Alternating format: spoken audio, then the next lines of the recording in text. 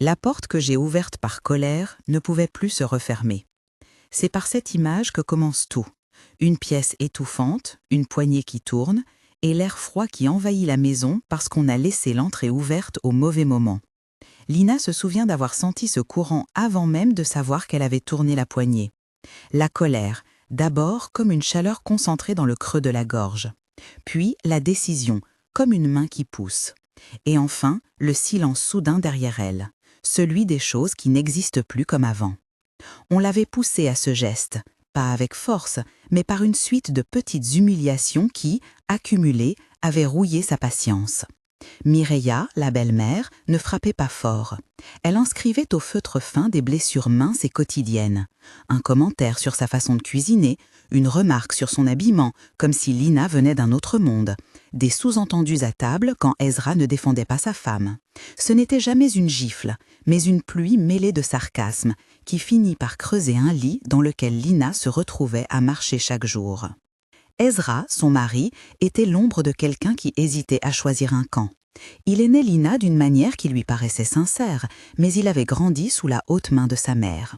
Devant Mireia, il souriait, minimisait, et il croyait trop souvent que le calme familial valait mieux que le conflit. Pour Lina, ce calme devenait une prison. Elle s'y sentait étrangère, comme si sa vie entière se déroulait sous l'œil jugeant d'une femme qui mesurait son succès à l'humiliation infligée aux autres. Le jour du 31e anniversaire de Lina, tout bascula. Il n'y eut ni scène éclatante, ni révélation publique, seulement une douleur concentrée, la dernière goutte qui fait déborder le vase. Mireia avait préparé une petite fête dans le salon, avec une nappe trop lisse et des amuse-bouches arrangées comme pour une maison de poupée. Elle avait souri en coupant la part la plus grosse du gâteau, comme si chaque morceau choisi était une victoire.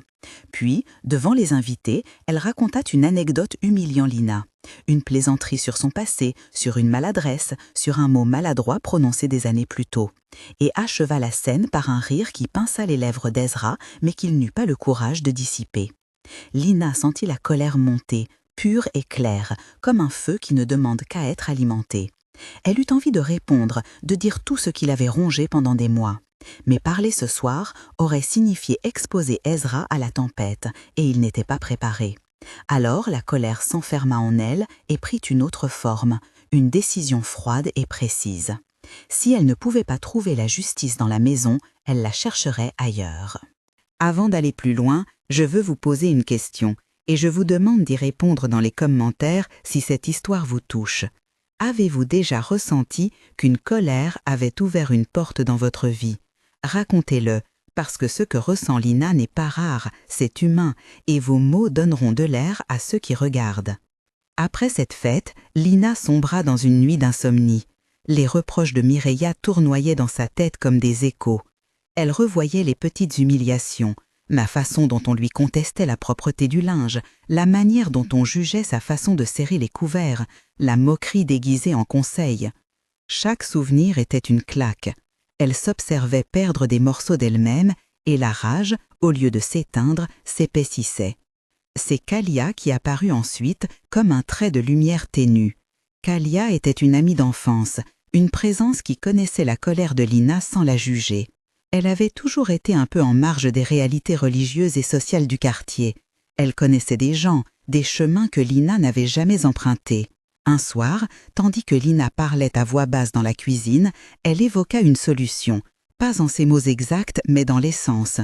Il existe des personnes qui travaillent autrement, qui savent rendre justice quand les lois d'ici ne suffisent plus. Kalia n'insista pas.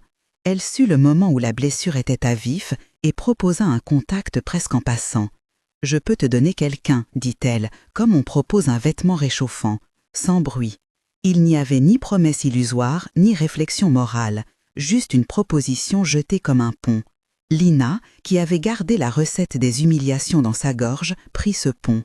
Le marabout n'était pas dans un décor théâtral. Il recevait dans une petite maison aux volets lourds, où l'air sentait la poussière et un mélange de parfums qu'elle n'identifia pas. Il avait des yeux calmes, un visage qui ne souriait pas, mais qui n'effrayait pas non plus. Quand Lina entra, elle sentit d'abord la chaleur humaine d'être entendue. Elle raconta l'humiliation, la succession des petites morts quotidiennes. Elle parla comme on expurge un ulcère, et le marabout l'écouta sans la juger. Il y eut des gestes rituels, oui, mais je ne les décrirai pas en détail. On mentionnera seulement des symboles, une photo posée sur la table, un tissu, une essence qui fume et transforme l'air en quelque chose d'épais. Le marabout prit la photo de Mireia et la fixa, comme si l'image contenait plus que l'apparence. « Ta colère a déjà touché une porte, dit-il. Il faut la traverser ou l'affermir, tu dois choisir. » La formulation était étrange, car il mettait sur le même plan une traversée, une action qui suppose mouvement et perte, et l'acte de rendre solide ce passage. Lina, conduite par sa douleur, choisit l'affermir. Le marabout n'était pas dans un décor théâtral. Il recevait dans une petite maison aux volets lourds, où l'air sentait la poussière et un mélange de parfums qu'elle n'identifia pas. Il avait des yeux calmes, un visage qui ne souriait pas, mais qui n'effrayait pas non plus. Quand Lina entra, elle sentit d'abord la chaleur humaine d'être entendue. Elle raconta l'humiliation, la succession des petites morts quotidiennes. Elle parla comme on expurge un ulcère, et le marabout l'écouta sans la juger. Il y eut des gestes rituels, oui, mais je ne les décrirai pas en détail. On mentionnera seulement des symboles, une photo posée sur la table, un tissu, une essence qui fume et transforme l'air en quelque chose d'épais. Le marabout prit la photo de Mireia et la fixa, comme si l'image contenait plus que l'apparence. « Ta colère a déjà touché une porte, dit-il, d'une voix basse. Il faut la traverser ou l'affermir, tu dois choisir. » La formulation était étrange, car il mettait sur le même plan une traversée, une action qui suppose mouvement et perte, et l'acte de rendre solide ce passage. Lina, conduite par sa douleur, choisit l'affermir. Il eut un moment, précis, énorme dans l'esprit de Lina, où elle se sentit soudain très petite, comme si quelqu'un avait pris de la distance entre son corps et son cœur. Une main lui effleura la sienne. La pièce était calme. Le marabout parla d'une conséquence naturelle. Quand on ouvre une porte, on n'est pas maître de ce qui la franchira. Il posa une limite claire. Cela peut fonctionner, ou te lier plus qu'il ne faut. Il y aura un prix. Les mots vinrent comme une mise en garde, presque comme un secours pour la conscience encore restante de Lina. Mais la colère avait déjà donné une couleur nouvelle à sa pensée, un blanc dur qui rigidifie les choix. Elle accepta malgré l'avertissement. Le rituel prit la forme d'une scène brève mais dense d'images. La fumée qui lèche les coins de la pièce, une sensation de lèvres qui referme un bocal, le goût amer d'une décision qui se mêle au sang. Le marabout murmura des mots dont Lina ne saisit pas le sens, et elle sentit une chaleur sourde s'installer dans sa poitrine, comme si la colère était devenue un aimant qui la tenait par l'intérieur. Au moment où elle quitta la maison, elle pensa que tout était plus léger. La maison où résidait Mireia aujourd'hui lui paraissait plus petite, moins intimidante. Elle se coucha, épuisée, et pour la première nuit depuis longtemps, dormit d'un sommeil ininterrompu. Le danger était dans l'illusion. Les jours qui suivirent, un étrange décalage se fit sentir. Lina remarqua, d'abord, une diminution de cette douleur obtuse qui l'habitait. Elle retrouvait de l'énergie pour de petites choses, se leva avec la sensation qu'on avait ôté un poids. L'espoir, ce trait dangereux, repointait. Elle partageait ces moments avec Ezra. Il vit le changement et d'abord il fut soulagé. Peut-être croyait-il que la paix domestique était revenue, qu'un coup contre coup avait rééquilibré la maison. Il ne se doutait pas que tout changeait d'une manière plus subtile, plus dangereuse. La promesse de sécurité que Lina cherchait par ses choix se revêtit d'une forme sociale. Elle fut approchée par des femmes du quartier qui parlaient d'une solidarité fraternelle, d'un cercle où l'on se soutenait. Il s'agissait d'un groupe discret, dit-on, qui pratiquait des rites d'initiation et partageait des remèdes et des protections. Chez elle, Lina trouva une chaleur humaine qui ressemblait à la réhabilitation. On l'encouragea, on la couvrit d'attention. Cette acceptation la fit se sentir à nouveau aimée, protégée. Mireia, de son côté, fut vue par ces mêmes femmes comme une victime de l'orgueil, et la collusion se fit. Lina fut introduite lentement à ces femmes, aux gestes synchrones, aux tissus rouges qui circulaient comme une seconde peau. Tout cela, encore une fois, était décrit par sensation, par la répétition de motifs, les cordes qui serrent et l'étreinte qui rassure, l'union qui libère et l'attache qui retient. Cependant, le marabout avait été clair, et sa voix revenait parfois dans la tête de Lina. « Il se manifestera dans 7 jours ». La phrase flottait et prenait différentes significations selon les nuits. 7 jours, c'était une durée précise qui donnait un cadre à l'angoisse. Que signifie une manifestation? S'agissait-il d'une preuve qu'on aurait voulu, d'un éventuel retournement, d'une contrepartie? Le marabout avait dit cela comme on signale un délai de cuisson pour quelque chose de dangereux.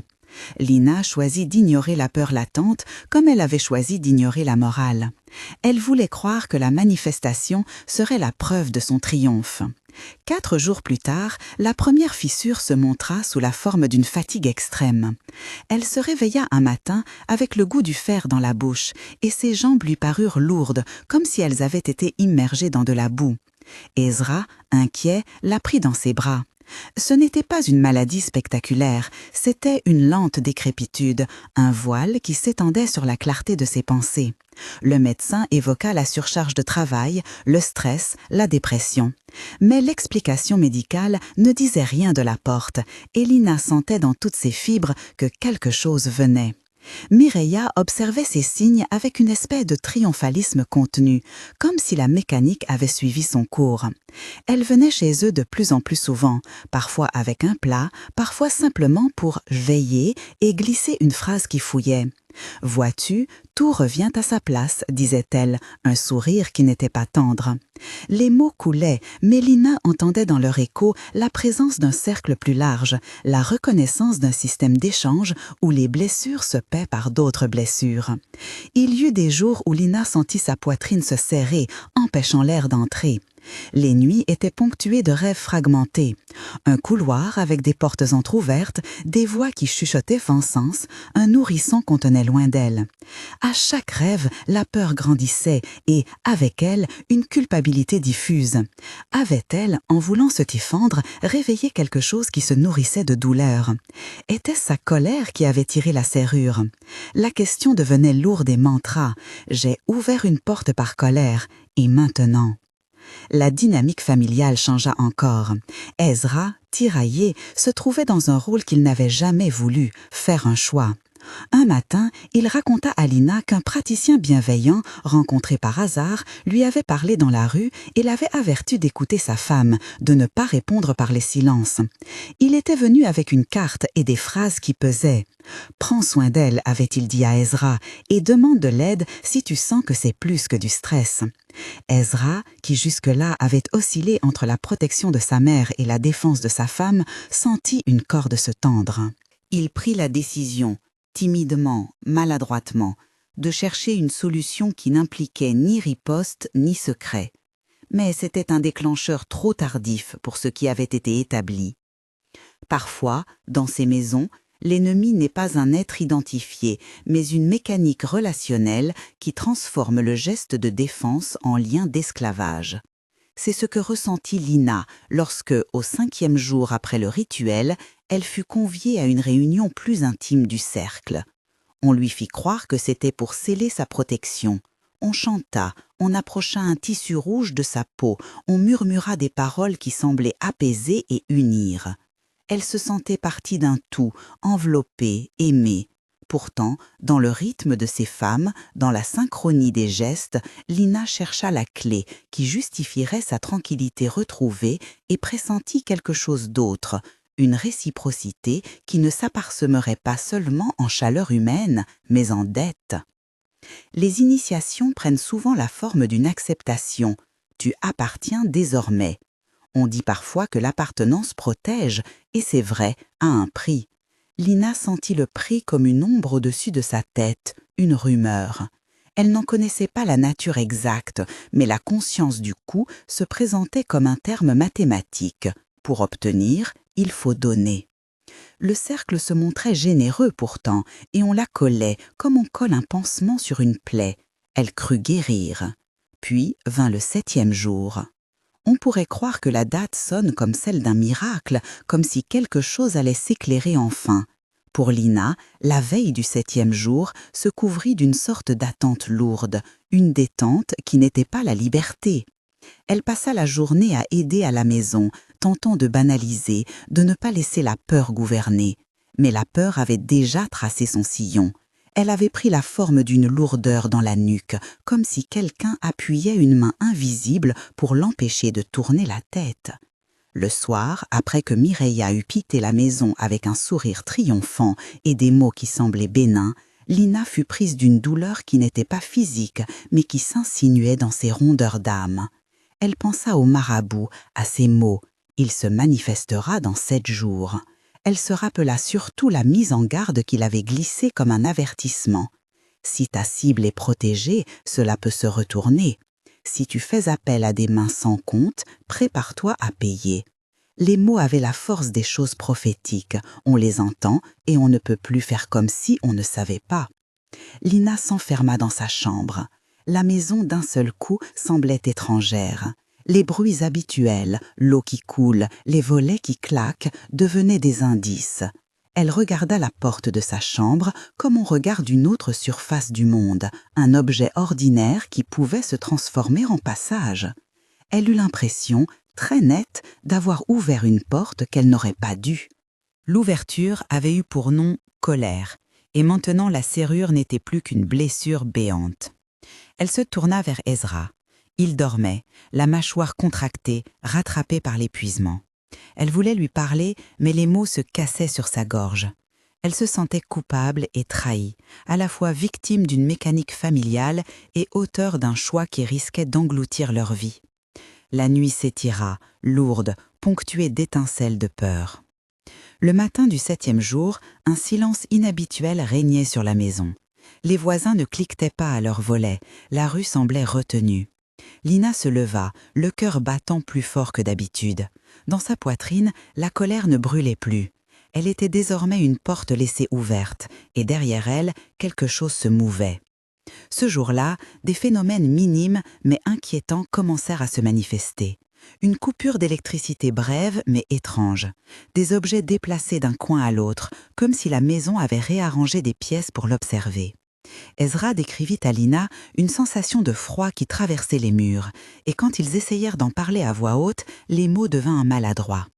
Les femmes du cercle se rapprochèrent, offrant des gestes protecteurs qui ressemblaient à des liens. Mireia venait plus souvent, sa présence se fait lourde, comme une promesse tenue. Chacun de ces éléments contribuait à une vérité claire et glaçante. La porte qu'elle avait ouverte par colère n'était plus seulement une image. Elle commençait à se refermer, mais peut-être autour d'elle. Quand Lina retourna en pensée à la séance chez le marabout, elle entendit une voix qui n'avait pas été forte alors. Tout ce qui s'ouvre par la violence peut s'ouvrir à l'alternative, mais sache que la serrure a ses exigences. Ces mots prirent la forme d'un avertissement qui résonnait en elle comme une horloge. 7 jours n'étaient pas un décompte anecdotique, c'était un seuil. Et à mesure que le jour avançait, Lina comprit que la révélation promise avait 2 faces. Elle se tenait là, au cœur du processus, non plus victime purement passive, non plus femme en colère cherchant réparation, mais quelqu'un qui avait franchi un seuil et qui commençait à mesurer l'étendue de la frontière qu'elle avait ouverte. La porte était désormais réelle dans son imagination, une lourde porte de bois, battue par des vents invisibles dont la fente laissait passer des ombres. Elle réalisait que la colère ne se contentait pas d'ouvrir, elle invitait. La journée du 7e jour se termina sous une pluie fine, comme si le ciel lui aussi cherchait à laver ce qui avait été fait. Lina rentra tard, grelottante, et dans la maison, tout semblait avoir déréglé un peu plus. La pendule marquait l'heure en silence, Ezra était assis, vidé, et Mireia avait glissé dans la pièce comme si elle portait une réponse. Les femmes du cercle s'étaient retirées, laissant un parfum persistant. Lina sentit sur sa peau une lourdeur nouvelle, une impression d'être regardée par quelque chose qui n'était pas humain, ou qui avait pris l'apparence de ces femmes qui l'avaient adoptée. Au seuil de la nuit, alors que tout semblait vouloir basculer entre le contrôle et la perte, Lina entendit un bruit qui la fit tressaillir, un cliquetis, comme une serrure qui se tourne. Elle se leva, marcha, approcha la porte principale. Quelqu'un, quelque chose, avait frappé. Elle posa la main sur la poignée et sentit une vibration, ténue mais réelle, comme si le battant lui-même respirait.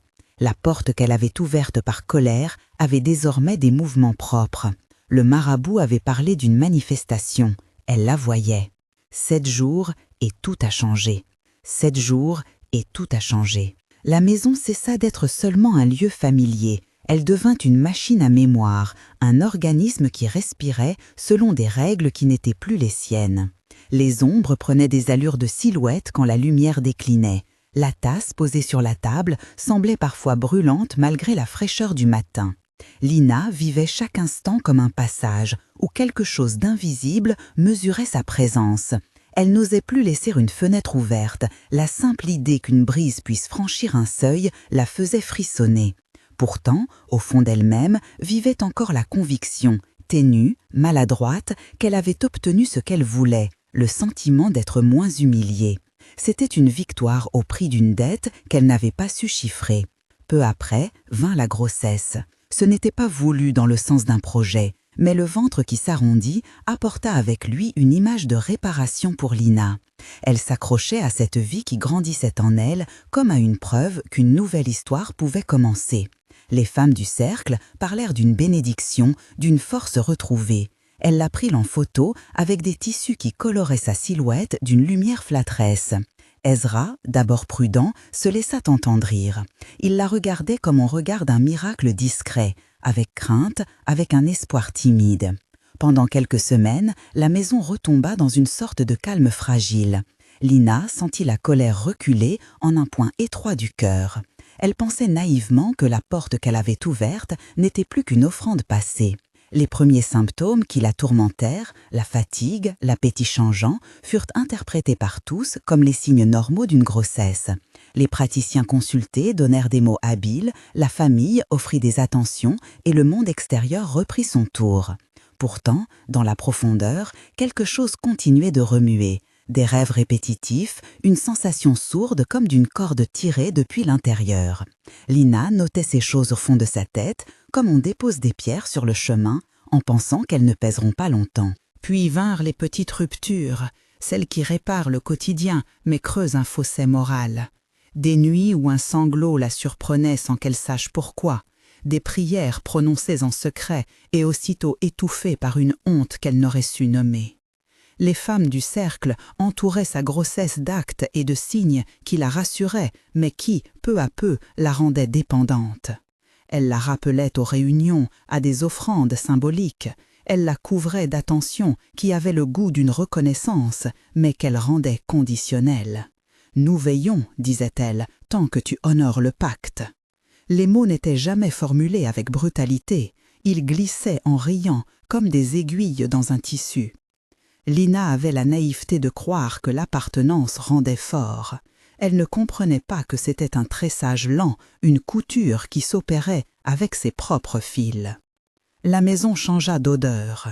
Ce n'était pas seulement l'encens discret qui semblait flotter depuis les rencontres nocturnes du cercle. Quelque chose d'autre, plus subtil, imprégnait l'air. Ezra le remarqua aussi, mais ses explications restaient infantiles. C'est la nourriture, c'est la voisine. Il refusait d'entendre la gravité que Lina envisageait lorsque, seule, elle sentait une pression à la base du crâne, un rappel constant qu'un prix subsistait. Le 7e jour avait donné le signal. Après, les horizons se resserrèrent. Personne n'exprima directement la vérité palpable. L'équilibre trouvé venait d'un échange, et cet échange avait encore des clauses.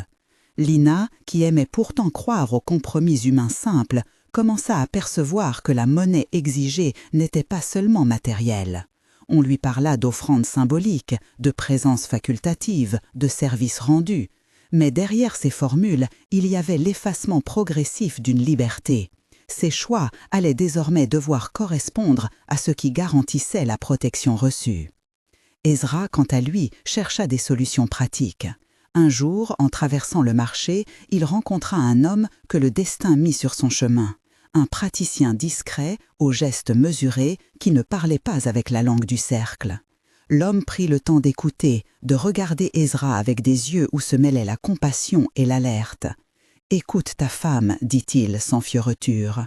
Il y a des présences qui se nourrissent des portes qu'on leur ouvre. Et quand une porte est ouverte, l'encre peut venir se fixer. » Il n'utilisa pas de mots religieux tranchants, ni de phrases destinées à faire peur.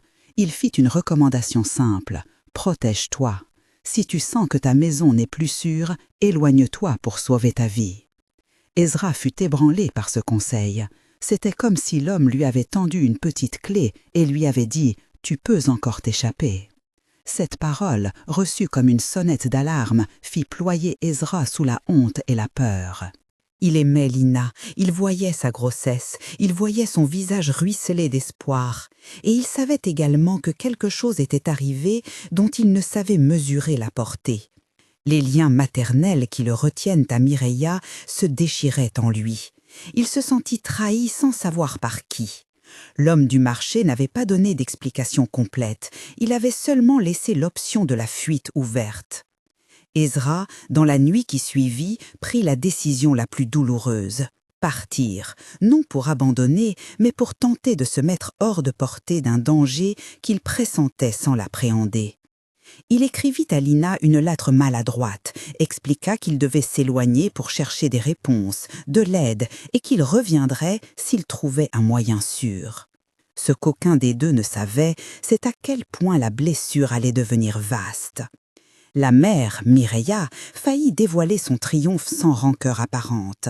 Elle vint une nuit, non en accusatrice mais en confidente, et posa la main sur l'épaule de Lina. « Tu as bien agi, dit-elle d'une voix douce. Il fallait le faire. Nous avons toutes des comptes à régler. » Les mots ne sonnaient pas comme un reproche, ils sonnaient comme une vocation, la transmission d'une pratique. Lina, qui cherchait toujours un refuge dans les paroles, voulut croire qu'il y avait derrière tout ceci une logique presque maternelle, réparer ce qui a été cassé.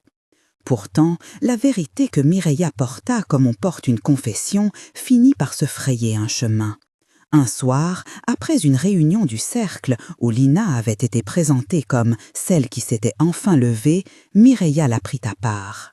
Elles s'assirent face à face, la lumière tamisée et le silence permit à des choses d'émerger. Mireia parla d'un passé qu'elle avait rarement évoqué, d'un temps où elle aussi avait été jeune, blessée, affamée de justice.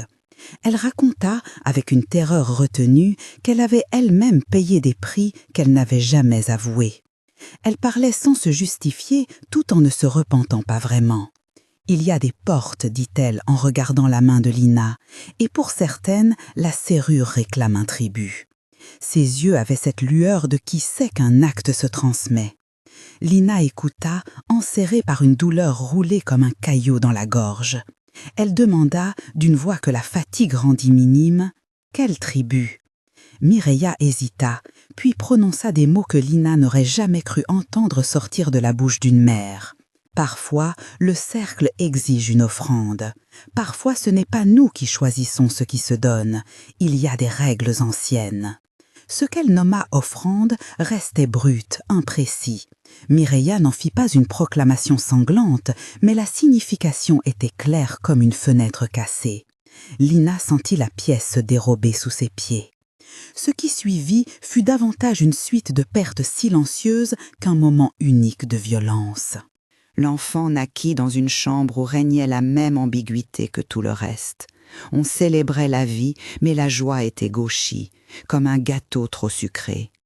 Lina se blottit contre ce petit corps, trouva dans ses doigts une paix si étrange qu'elle pensa un temps que tout recommençait. La maison pourrait redevenir une maison. Les femmes du cercle étaient là, en sourires mesurés, en gestes précis. Elles approchèrent comme on salue un miracle accompli. Mireia pleura, et ses larmes avaient la chaleur d'une victoire confirmée. Mais quelques jours plus tard, la fête s'éteignit. Les signes furent discrets d'abord. La couleur du nourrisson pâlit d'une manière qui alarma Lina. Il se repliait sur lui-même comme si l'air lui pesait. Les médecins parlèrent d'une infection sournoise et d'une défaillance inopinée. Les mots techniques brumèrent la réalité, comme pour la rendre plus acceptable. Aucun extraordinaire détail ne jaillit, plutôt un filet continu d'incertitude qui prit la forme d'une disparition douce et terrible. Lina resta auprès du petit jusqu'à la fin, tenant une main qui devint de plus en plus légère, et la maison se couvrit d'un silence que rien ne pouvait remplir. Après le départ du bébé, la maison fut un corps amputé. Les condoléances se succédèrent, souvent formelles. Certains voisins chuchotèrent en s'éloignant, d'autres posèrent des plats et firent semblant d'aider. Mais le regard de Mireia changea. Il y eut une fermeté derrière ses gestes, une résolution froide. Un soir, elle entra dans la chambre de Lina et la prit face à face, sans détour. « Tu savais que cela pouvait arriver, dit-elle sans colère, comme pour rappeler une clause oubliée d'un contrat. Tu as fait le choix, tu as acheté la protection, le prix était là. Certains payent en argent, d'autres en temps, et parfois la note la plus lourde est celle qui concerne la vie. » Lina, en deuil, fut traversée par une seconde douleur, la culpabilité. Elle se demanda des heures durant si, par sa colère, elle avait scellé le destin de son enfant. Les mots « tu as ouvert une porte » ne furent plus de simples métaphores, ils se firent accusation, puis analyse. Elle rappela le marabout, ses mises en garde, le voile qu'il avait jeté sur sa conscience, la possibilité d'un retournement si la cible était protégée. Et elle comprit, d'une façon qui la ravageait, que le cercle n'était pas qu'une protection, c'était un système d'échange qui prenait selon des lois qu'elle n'avait pas comprises. Le récit de Mireia se précisa dans une dénonciation froide, presque dialectique. Elle raconta, avec une sorte de nostalgie dévastatrice, comment elle avait elle-même été forcée de choisir autrefois et avait perdu à son tour. Sa tendresse était désormais faite d'acquiescement. « Nous avons tous cédé quelque chose, dit-elle. Ne me regarde pas comme une ennemie, je suis une femme qui a survécu. » Les mots n'apaisèrent pas Lina, qui sentait qu'une part d'humanité se dissolvait dans la logique du cercle. Mireia parlait comme on enseigne une pédagogie dure. La vie exige des sacrifices. Et là où Lina cherchait une main secourable, elle trouvait une doctrine implacable. Ezra, entre-temps, comprit la portée de son acte de départ. Il avait fui non par lâcheté, mais par l'instinct de se protéger. Lorsqu'il rejoignit l'homme du marché qui l'avait averti, il ramena avec lui l'aveu déchirant de son impuissance. L'homme, cette fois, parla sans détour. Certaines pratiques créent des liens que le temps seul ne rompt pas. Il faut du discernement, des témoins, parfois une communauté qui refuse l'échange injuste. Il n'eut pas de formule magique à offrir. Il donna à Ezra des conseils pratiques, documenter, s'éloigner, trouver d'autres voies de soutien. Ezra, humilié et rongé, prit le chemin de l'éloignement comme un acte de survie, non de renoncement. Il fit ce que beaucoup ne peuvent faire, reconnaître qu'il était en danger et choisir la dissociation. Lina fut laissée à sa maison, à Mireia et au cercle. Ceux-ci ne riposèrent pas comme on pourrait l'imaginer en triomphant vulgaire. Ils exercèrent plutôt une pression douce et constante. Ils vinrent, ils parlèrent, ils soulevèrent des attentes. Le lien qui se formait n'était pas visible, mais il contrôlait les gestes, qui pouvait la visiter, quand elle devait participer, quoi donner au rituel social. Petit à petit, Lina sentit ses décisions se raréfier. Les petites libertés qu'elle avait tenues pour acquises devinrent des concessions débattues avec les femmes du cercle. Elle se leva un jour et réalisa que sa solitude ne venait pas seulement de l'absence d'Ezra. Elle venait d'une contrainte qui limitait son champ de mouvement. Les nuits, les rêves revenaient, mais ils n'étaient plus simplement des images, ils commandaient des obligations. Lina se réveillait parfois avec l'ordre de se rendre à une réunion, de déposer un linge, de tenir la main d'une nouvelle initiée. Elle accomplissait ces tâches comme on suit une route pavée, sans en comprendre le sens profond, avec la peur de ce qui arriverait si elle s'arrêtait. Chaque acte d'obéissance était récompensé par un relâchement momentané de la tension dans sa poitrine, comme si la machine récompensait les pièces qui continuaient à tourner. Un matin, après une longue période d'effort, Lina trouva la force de questionner Mireia en public, devant le cercle. Elle voulait nommer la douleur, mesurer le prix. Sa voix trembla, mais elle demanda clairement « Quel est exactement le tribut? Pourquoi cet enfant ?» Mireia, qui avait appris à ne pas parler en termes profanes, répondit avec la sobriété d'une sentence ancienne. Parfois, ce qui est donné entre des mains qui se lient crée un équilibre. Nous ne l'avons pas choisi, nous avons suivi ce que nous connaissions. Si nous avons été honorés autrefois, c'est parce que quelqu'un a fait un geste. Les mots flottaient sans plus d'explication. Il n'y eut pas de justification morale complète, seulement une vérité. Le système existe et il fonctionne. Cette acceptation glaça Lina. Elle comprit qu'elle était impuissante face à une tradition qui se perpétuait parce que personne n'osait la remettre en question. La révélation centrale, que la colère avait ouvert la porte, ne vint pas comme un éclair, mais comme une reconnaissance graduelle et tragique. Chaque geste de revanche, même motivé par une injustice, peut servir de levier pour des mécanismes qui nous dépassent. La porte n'était pas seulement une image, c'était une réalité que Lina avait franchie. Elle comprit qu'en se donnant à un cercle qui promettait justice, elle avait en fait transféré son autonomie à une institution qui exigeait, à son tour, un prix. Le drame n'était pas seulement personnel, il était social. Des femmes blessées se remettaient en se faisant tour à tour créditeurs et débiteurs d'un système de réparation où la douleur restait la monnaie d'échange.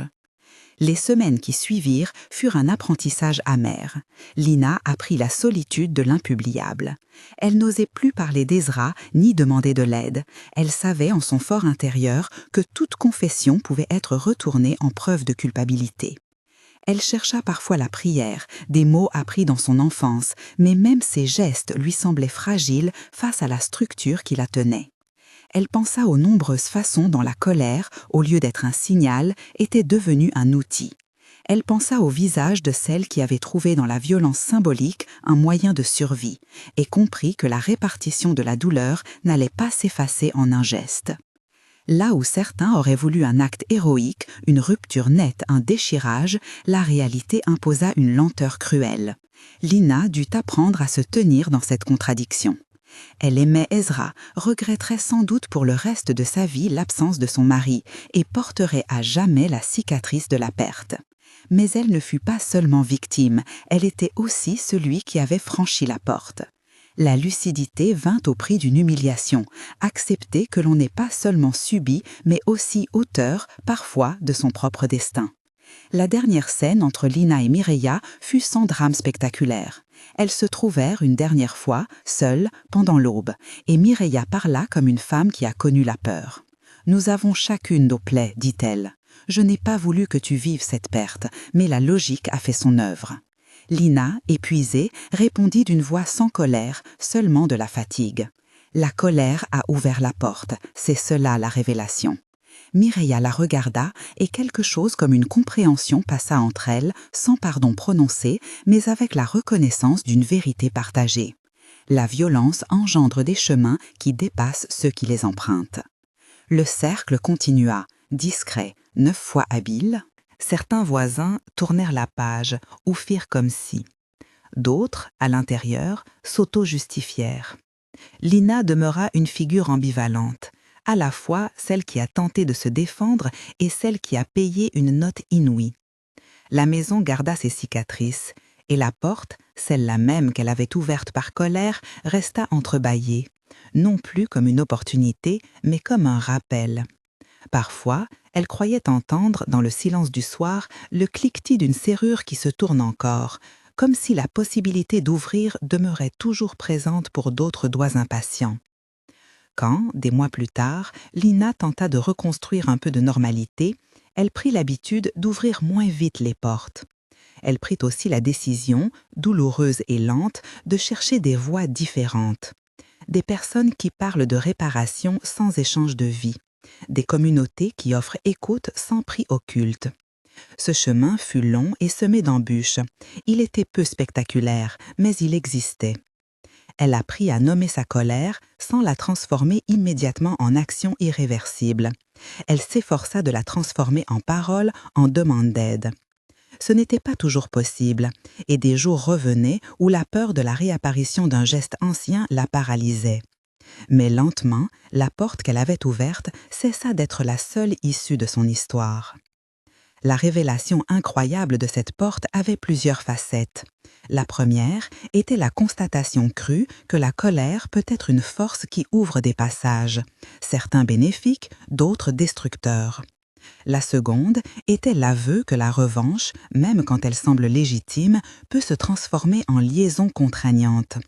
Et la troisième, plus sombre peut-être, était la reconnaissance que, dans les souffrances collectives, des systèmes se forment qui réempruntent la même douleur et la font circuler comme une monnaie. Lina comprit qu'il ne s'agissait pas d'un conte moral simple, mais d'un réseau d'histoires humaines où la dignité se négocie parfois mal. Ce récit ne cherche pas à condamner définitivement les personnes impliquées. Il raconte comment des êtres blessés cherchent réparation et parfois se lient à des pratiques qui exigent plus qu'elles ne donnent. Il montre la fragilité humaine, la colère comme appel de justice et la faiblesse face aux solutions rapides. Il ne plaide pas pour l'inaction, mais pour la prudence. Il dit que l'action motivée par la blessure mérite d'être accompagnée, écoutée, encadrée par des voix qui ne demandent pas de contrepartie fatale. Avant de clore, il est important de nommer une vérité simple. Il existe des portes qu'on referme avec des gestes humains, la parole, la médiation, l'écoute, et d'autres qui réclament du courage collectif pour être fermées. Si vous vous reconnaissez dans l'histoire de Lina, ne portez pas seul la charge. Cherchez des témoins, des aidants, des professionnels de confiance. La colère, si elle reste seule, peut devenir une main qui ouvre sans mesurer. La porte que l'on ouvre par colère laisse des traces. Parfois, elle révèle des choses que l'on ne veut pas voir. Parfois, elle offre des occasions de réparation.